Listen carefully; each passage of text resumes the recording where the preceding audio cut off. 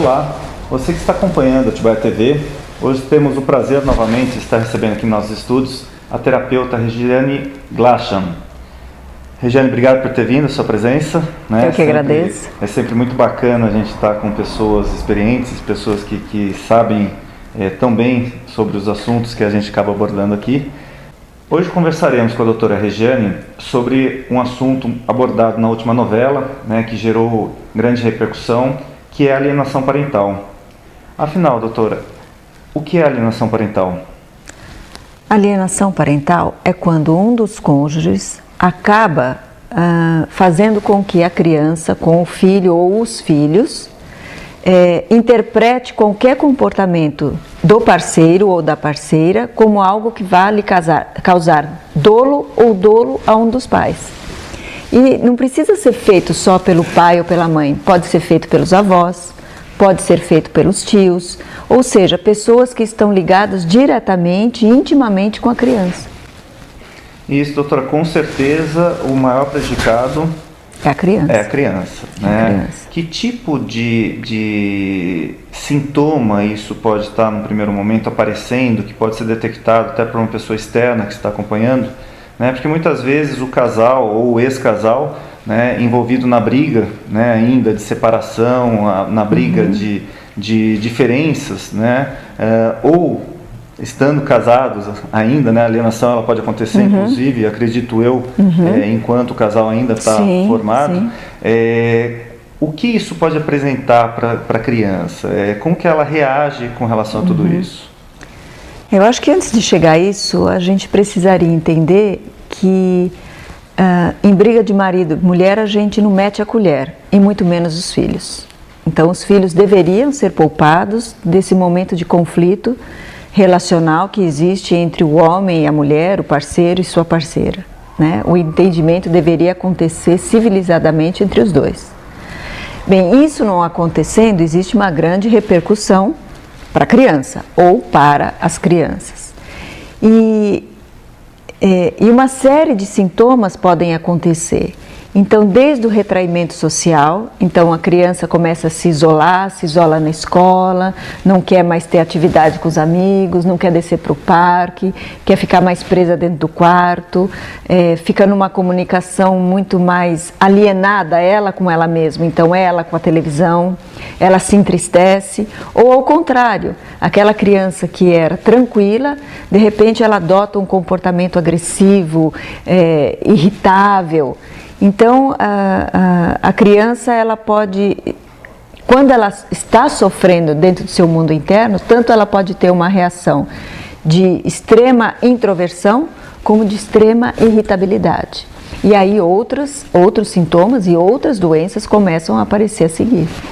E isso pode acontecer com crianças de qualquer idade, quer dizer... Qualquer idade, até adolescentes. A partir do momento que ele vê um conflito, né, seja entre pais, eu acredito que inclusive pode acontecer por parte de tios, né, que muitas vezes não se dá bem com os avós, né, enfim, todo relacionamento familiar pode estar envolvendo a criança nessa situação e ela passa a sofrer as consequências por até não entender ainda e conseguir separar ou ter até mecanismos pela própria imaturidade dela, né? Ela não consegue determinar, poxa, meu pai está me envenenando, não, é minha mãe que está me envenenando contra o meu pai. Ela não consegue ter esse discernimento. E é aí que o adulto usa para fazer esse abuso psicológico, né? Porque se tivesse, o adulto não jogaria com a criança. Se ela tivesse esse discernimento, ela não seria utilizada ali no meio como um jogo de ping-pong. E isso é uma questão que sempre aconteceu, ou é uma coisa que com a vida moderna está tendo maior tendência, as pessoas estão cada vez mais individualistas, e cada vez mais esses conflitos familiares, a gente vê os índices de divórcios né, só aumentando, né, cada vez mais a sociedade achando que cada um tem que pensar só em si, não se pensa mais em conjunto. Isso tudo tem acontecido com maior frequência e acabando prejudicando mais essa geração que a gente está acompanhando nos dias de hoje? Você tem razão. A alienação é uma coisa antiga, tanto é que existe lei né? Existia uma lei de intenção a partir de 1990 e depois, a partir de 2010, o Lula sancionou uma lei que trata como crime a alienação parental. Então, a alienação parental, ela é velha, ela só não era discutida. E outra coisa, antigamente, o alienado, ele não reivindicava o seu cuidado, geralmente estava mais associado ao pai, né? Menos à mãe. Então, ele acabava se entristecendo, se distanciando, mas ele não reivindicava o convívio com o filho, porque ele achava que ele não ia ter respaldo suficiente. Então, isso é uma coisa antiga, não é uma coisa nova, não. A alienação parental, ela existe desde que o mundo é mundo. Parece um pouco com o bullying também, né? Eu acho que são duas... É um bullying doméstico, temas, né? E que não deixa de ser um bullying doméstico. E que a gente vê hoje altas barbaridades, né? Que a gente poderia dizer. Doutora, com relação ao futuro dessa criança, né? Nós estamos pensando hoje, né? Mas a criança, na verdade, a gente pensa também nela no futuro, né? Qual a repercussão de tudo isso? Essa criança, ela pode se tornar uma criança mais violenta, uma criança mentirosa, uma criança falsa enquanto participante da sociedade? Muito interessante sua pergunta. Então vamos dividir ela em duas partes. Então vamos supor que eu mantenha esse regime de alienação. Então, sintomas importantes a gente já falou, mas também pode aparecer doenças. Porque, embora a criança ela acabe pendendo para um dos pais, né? Então, conflitos internos muito intensos vão aparecer. Então, ela pode ter depressão infantil, depressão da adolescência, ela pode ter distúrbio de comportamento, problema de personalidade, quer dizer, vários transtornos mentais podem surgir dessa alienação. Então, isso é uma coisa importante. Outro dado, para você ver como isso é grave, com grande repercussão na vida adulta, existem alguns estudos mostrando que crianças que sofreram alguma forma de abuso sexual fora do seu eixo familiar, mas que tiveram o amparo da família e de uma boa assistência psicológica, seja com terapia ou com medicação, ou elas combinadas, essas crianças conseguem resgatar sua autoestima e cursarem com uma vida adulta saudável. Se nós pegarmos essas crianças que sofreram alienação parental e formos avaliá-las, a chance de recuperação dessas crianças é menor, elas ficam com maiores sequelas, tamanho é o trauma emocional que essas crianças sofrem.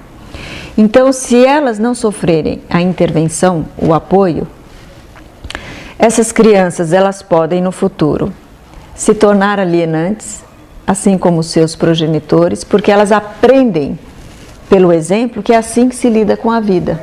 Então se tornam crianças mentirosas, chantagistas, né? Ou então, vamos supor que é a mãe que aliena o pai.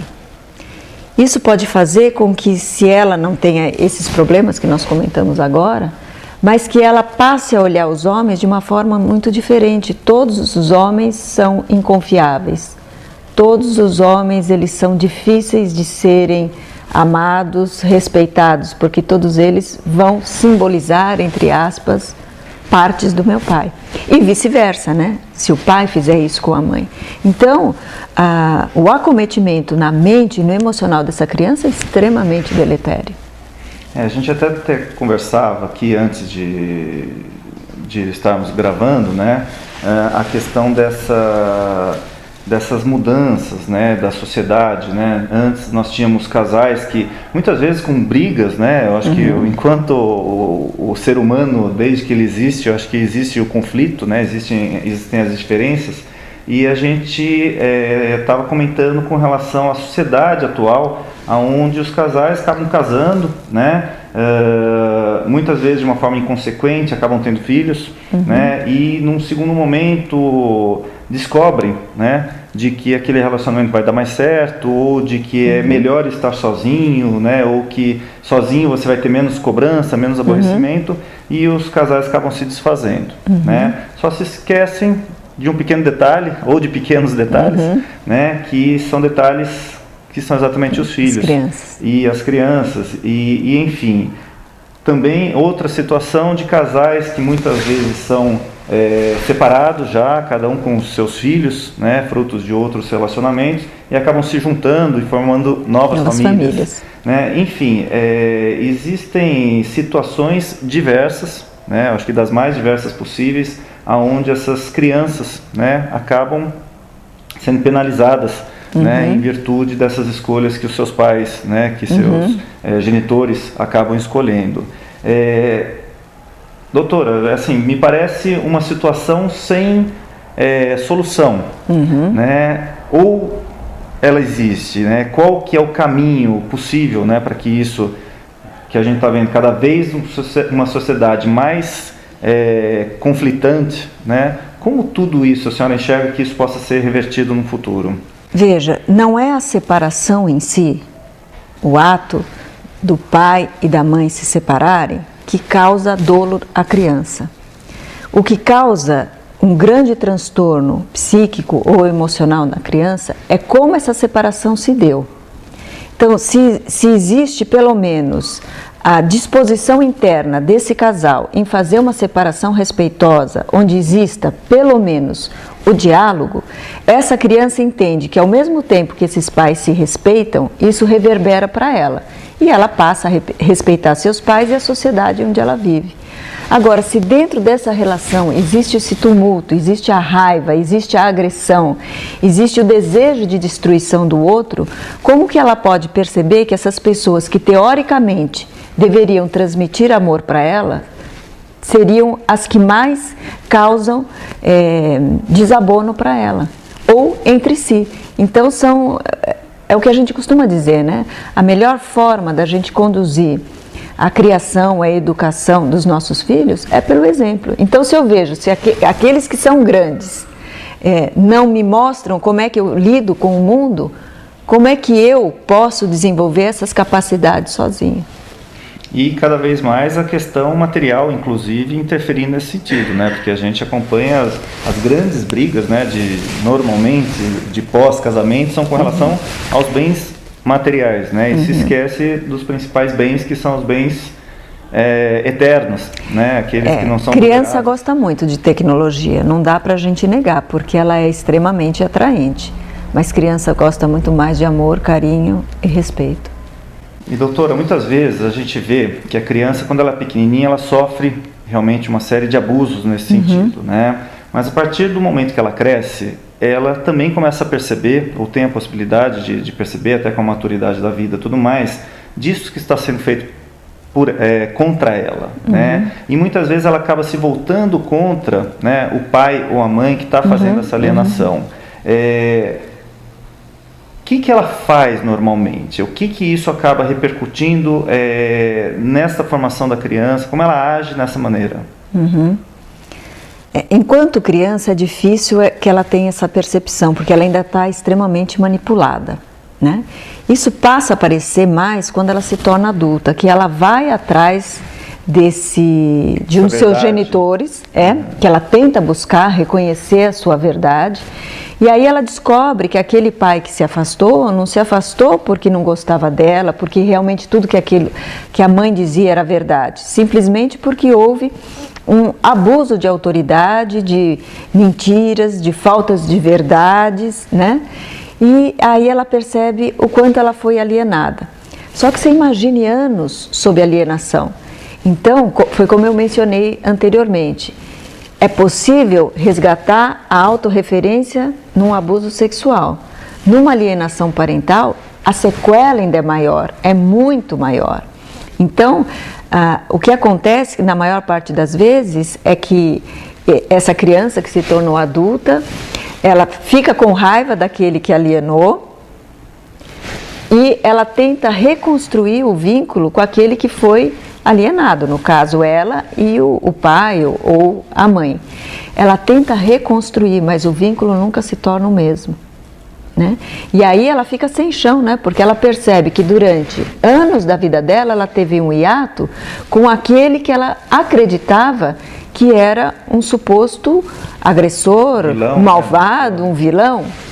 E aquela pessoa que a protegeu era a pessoa que mais a amava, que mais a cuidava, que mais a protegia, e aí ela troca esses valores, quer dizer, ela perde a referência. Então você imagina o quanto isso é dolorido para essa pessoa. Descobrir que quem ela poderia amar, ela perdeu. E aquela que ela amava, respeitava e tinha como verdade, era uma máscara. Então isso é muito complicado, seja ela para o menino ou para a menina. E isso tudo, doutora, normalmente essa criança, quando ela chega na adolescência, ela já descobre isso, ou é mais realmente numa fase mais adulta, ou até muitas vezes quando ela passa a constituir uma família, passa a ter seu filho, e aí sim ela consegue entender o papel do pai, o papel da mãe e o que cada um acabou fazendo com a vida dela. A gente tem percebido, pelo menos na prática, é que isso aparece na fase adulta, quando ela fica mais crítica e ela vai buscar, tentar resgatar realmente a sua história. É muito isso triste. Não aparece na infância, no começo da adolescência, é mais quando esse indivíduo se torna adulto e que ela quer dizer assim, não, eu quero sanear minha vida, eu quero reeditar, reescrever e quero fazer melhor. Quero compreender melhor a minha história. E doutora, isso a gente também percebe, existem alguns casos, né? Outro dia inclusive nós estivemos lá no Lar Mariquinha, né? De crianças que passaram por abusos, passaram por abandono, né? Isto é uma forma de alienação? Quando existe essa negação por parte do pai ou da mãe, né? O pai foge de casa, deixa a mãe com a filha, né? E depois a gente vê alguns casos hoje que a gente acompanha na televisão, que depois de tantos anos eles se redescobrem, né? Eles buscam esse resgate. Isso se enquadraria dentro desse tema? Não. Nessa situação a gente não tem alienação parental, a gente tem o abandono. Mas dentro da alienação parental a gente tem o abandono. O contrário é verdadeiro, entendeu? Necessariamente dentro do abandono, o pai foi embora por N motivos, tal, porque foi embora, não é alienação, é abandono, é negligência, é N coisas. Mas dentro da alienação, eu tenho o abandono, porque eu estou deixando de proteger aquela pessoa que teoricamente é aquela que precisa de maior parte do meu cuidado. Então, o que você falou acontece o contrário. Dentro da alienação, eu tenho alienação, tenho a negligência e tenho o abandono. Mas por quem promove. Só que ela não sai com a fama de quem abandona. Ao contrário, ela sai com a fama de salvadora, né? Porque é ela que teoricamente estaria protegendo do alienador. E doutora? É uma farsa, é uma mentira, né? É complicado, né? Eu acho que é um assunto, né, abordado, a gente está aqui procurando esclarecer talvez as principais dúvidas, né? Mas com certeza esse assunto é muito profundo, né? Com certeza eu também não sou a pessoa, de repente, mais qualificada até para estar fazendo, de repente, as perguntas, entendendo essa complexidade do assunto, né? Agora, enfim, com relação, como que pode se evitar tudo isso? Quer dizer, como fazer de uma maneira sensata, de uma maneira madura, né, poupar essas crianças, poupar que essas situações aconteçam, que na verdade vai prejudicar o futuro, né? Na verdade, tudo isso que está acontecendo hoje, né, pode existir um problema momentâneo, mas com certeza o problema futuro vai ser muito maior. A gente acompanha também problemas de casos de envolvimento de pessoas com drogas, né? Sim, enfim, sim. Leva a tudo isso. Sim. E como evitar tudo isso? Qual que é o melhor caminho? Então, como a gente falou, né, as sequelas da alienação parental, ela vai por várias patologias e pode até culminar com a utilização de drogas. Agora, como que a gente pode evitar isso? Só tem uma palavra de ordem, é bom senso. O filho não tem que estar no meio do conflito dos pais. Então eu tenho que tentar ao máximo poupar essas crianças e conseguir o meu objetivo mediante o diálogo. Se nós não nos entendemos mais, eu não tenho que usar um terceiro para resolver o meu problema, né? Eu não tenho que usar um terceiro como anteparo, como escudo, né? Ou até como uma arma, porque a criança passa a ser usada como uma arma, né? Ela vira um pombo-correio ali, dentro da alienação. É uma coisa muito danosa, formam redes doentias de relação. Então, a melhor forma de sair da alienação parental é pelo diálogo entre o homem e a mulher. entre os parceiros, né? E caso não haja esse diálogo, né? Caso isso não seja possível, quais são os caminhos, sejam eles racionais, né? Através de ajuda de psicólogos, tudo mais, ou até através dos poderes legais, né? Existe o Conselho Municipal da Criança e do Adolescente, né? Existe o Conselho Tutelar, né? Enfim, quais são os mecanismos que... Então, aquele que se sente injustiçado, né? Então vamos supor que é a mãe que aliena o filho contra o pai. Então, se esse pai se sente injustiçado, ele vai procurar as medidas cabíveis, judicial, mesmo porque hoje existe uma lei que respalda aquele que está se sentindo prejudicado para poder resgatar o convívio e a relação com seu filho. Então, a importância da lei é que ela trouxe uma coisa que existia, que causava grande sofrimento, mas que ficava como pano de fundo. E hoje, com a lei e com a informação, e principalmente foi o que a novela trouxe, é que as pessoas que se sentem injustiçadas, ou os pais, ou essas mães, elas vão poder buscar recurso para resgatar a proximidade, a convivência e o carinho com esse filho. Mas também é complicado, né? Porque é muito complicado. Quem que vai ser envolvida na final de todas as contas também vão ser as crianças, né? Elas são as principais ouvidas. Porque aí é mobilizado não só um advogado, um juiz, mas é mobilizado um terapeuta, e na lei fica muito claro que quem vai fazer essa passagem, essa intermediação, pode ser qualquer profissional qualificado, então pode ser um terapeuta, um psicólogo, assistente social, né, que esteja preparado para isso.